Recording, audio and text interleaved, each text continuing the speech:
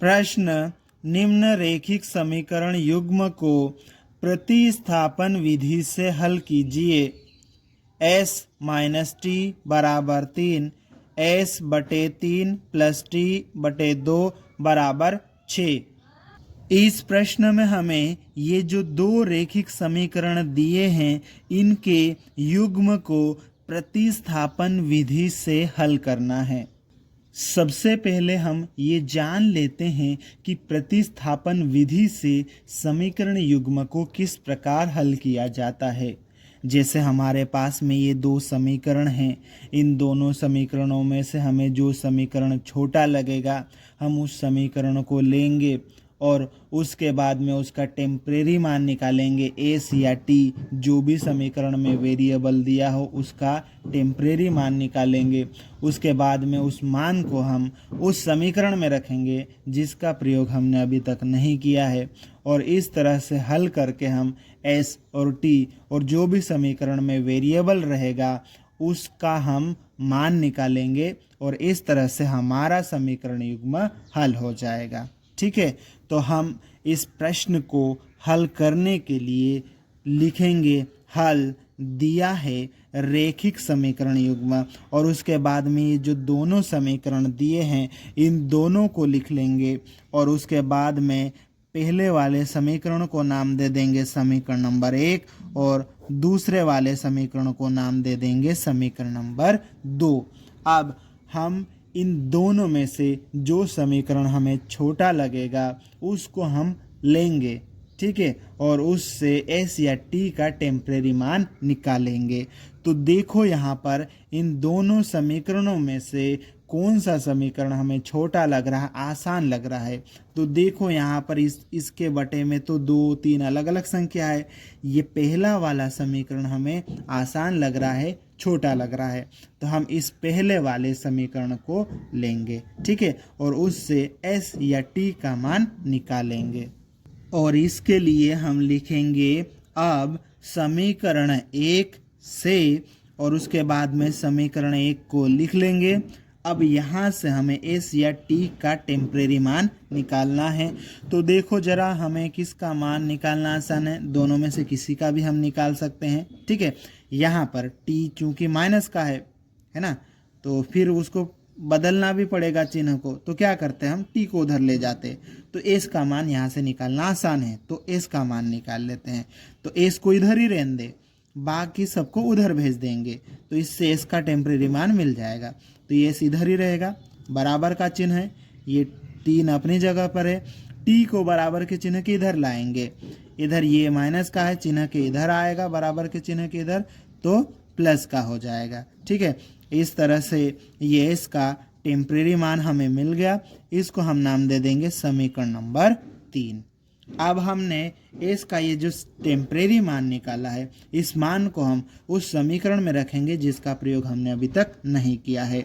समीकरण 1 का प्रयोग हमने कर लिया है, समीकरण 2 का प्रयोग नहीं किया है, तो इस मान को हम समीकरण 2 में रखेंगे। और इसके लिए हम लिखेंगे समीकरण 3 से s का मान समीकरण 2 में रखने पर, और उसके बाद में समीकरण 2 को हम लिख लेंगे s बटे 3 प्लस t बटे 2 बराबर 6। समीकरण 2 को हमने लिख लिया है। अब यहाँ पर इस s की जगह पर समीकरण 3 से ये जो s का मान है यहाँ पर हम रखेंगे। ठीक है, तो यहाँ रख देते हैं। तो देखो s की जगह पर क्या आ जाएगा, 3 प्लस t, तो s की जगह पर हमें लिखना है 3 प्लस t। ठीक है, s की जगह पर 3 प्लस t लिख दिया, और बटे में क्या है हमारे पास में 3 प्लस ये t बटे 2 और बराबर 6। ठीक है, अब हम क्या करते हैं, इसको हल कर लेते हैं। तो देखो ये जो 3 लिखा है बटे में, इन दोनों के बटे में है। ठीक है, ये क्या होता है, जब दोनों के बीच में प्लस या माइनस हो ऊपर वाली संख्याओं में, तो दोनों के बटे में बढ़ जाता है।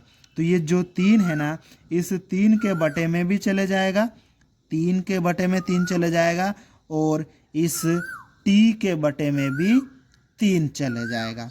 ठीक है, और ये प्लस और ये टी बटे 2 और ये बराबर 6।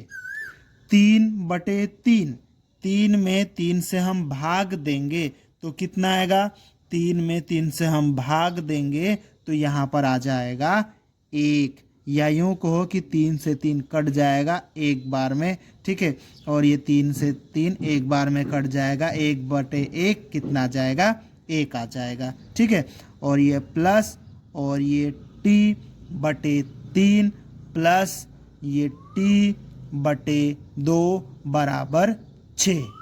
अब हमें यहाँ से t का मान निकालना है, ठीक है, तो t वाले हम एक तरफ रख लेते हैं और संख्याएं दूसरी तरफ कर लेते हैं, ठीक है, तो यहाँ से ये आ जाएगा t/3 प्लस ये t/2 इधर ही रह जाएगा, बराबर के इधर 6 है, इस एक को भी बराबर के इधर लाते हैं, यहाँ पर ये प्लस का है, बराबर के इधर आएगा तो माइनस का हो जाएगा, ठीक है, तो इस तरह से ये आ जाएगा t/3 प्लस t/2 बराबर 6 में से 1 घटाएंगे तो कितना आ जाएगा, 5 आ जाएगा, ठीक है।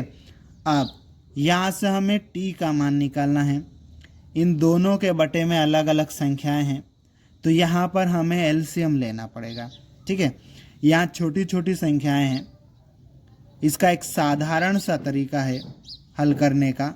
क्या तरीका है, इस तरह से हमें बड़े बटे का चिन्ह बना देना है, बराबर के इधर 5 था तो 5 लिख दिया। अब देखो यहाँ पर हमें क्या करना है, ये जो t है इसके बटे में 3 है, ये 2 नहीं है ना, तो इस 2 का इधर गुणा हो जाएगा, इस t के बटे में ये 2 है, 3 नहीं है ना, तो इस 3 का इधर गुणा हो जाएगा, मतलब इनका तिरछा गुणा करना है, तो 2 का गुणा t के साथ में हो जाएगा तो ये 2t हो जाएगा, इस 3 का गुणा इस t के साथ में होगा तो ये 3t हो जाएगा, तिरछा गुणा कर लिया, बीच में प्लस है तो प्लस ही आएगा, ठीक है।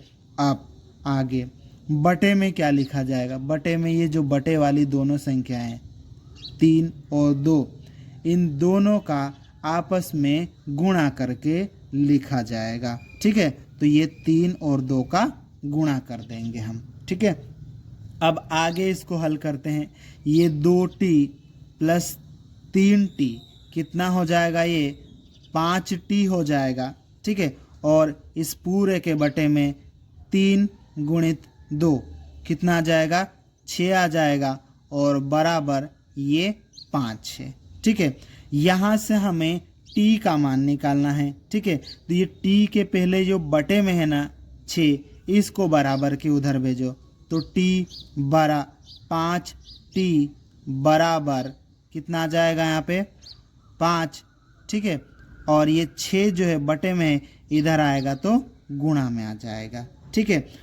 अब आगे क्या करना, हमें t का मान निकालना है ना, तो ये t हम लिख लेंगे, बराबर का चिन्ह भी बना लेंगे, ये 5 गुणित 6 हमने लिख लिया, ये जो 5 है ना t के साथ में गुणा में बराबर के इधर आएगा तो इस पूरे के बटे में ये 5 आ गया, ठीक है। अब ये 5 के पहाड़े से 5 एक बार में कट जाएगा, 5 के पहाड़ से ऊपर वाला 5 एक बार में कट जाएगा, ठीक है। अब देखो 1 का गुणा 6 के साथ में करेंगे 6 ही आ जाएगा, और इस 1 से 6 में भाग लगाएंगे 6 ही आएगा, इस तरह से t बराबर कितना आ जाएगा, 6 आ जाएगा, ठीक है। इस तरह से हमने t का मान निकाल लिया है। अब हम क्या करेंगे, इस t का मान समीकरण नंबर 3 में रखेंगे, जो हमने लोकल मान निकाला है ना उसमें रखेंगे, ठीक है। इसके लिए हम लिखेंगे अब t का मान समीकरण 3 में रखने पर, और उसके बाद में समीकरण 3 को लिख लेंगे s बराबर 3 प्लस t। यहाँ पर हम समीकरण 3 में इस t की जगह पर t का ये जो मान 6 है यहाँ पर हम रखेंगे, तो ये आ जाएगा s बराबर ये 3 है प्लस t का मान कितना है 6, तो 6 रख देंगे यहाँ पर, s बराबर 3 प्लस 6 कितना आ जाएगा, 9 आ जाएगा, ठीक है। इस तरह से हमने s का मान निकाल लिया। ठीक है, अतः s बराबर 9 और t बराबर 6। इस प्रकार से हमने इस समीकरण युग्म के दोनों चर s और t का मान निकाल लिया है और इस तरह से हमने इस समीकरण युग्म को हल कर लिया और यही हमारा उत्तर है।